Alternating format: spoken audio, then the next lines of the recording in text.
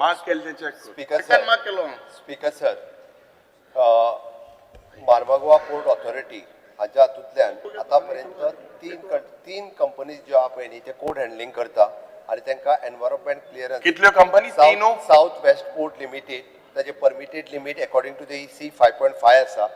Okay, हेजी जर annually जर पळयली जाल्यार ह्या वर्साचे सुद्दां सांगता तेंची लिमीट अकॉर्डिंग टू द 5.5 आसा ती 3.294 करता. Second is Adani Marmagoa port तांची परमिशेबल लिमीट 5.2 आसा.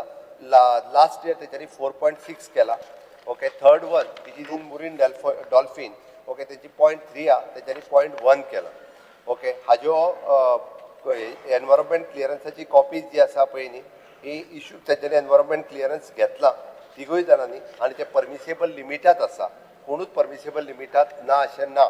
Okay, the coal handling at the berth number 5A, 5-6 South Western Port berth and port number 7 at Adani and coal handling Morphine Dolphin.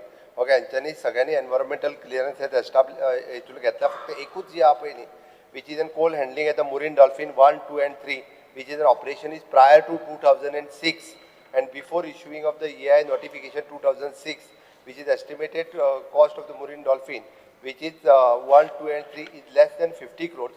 EI notification in 1994 which also doesn't require the environmental clearance in the Marine Dolphin 1, 2 and 3. Speaker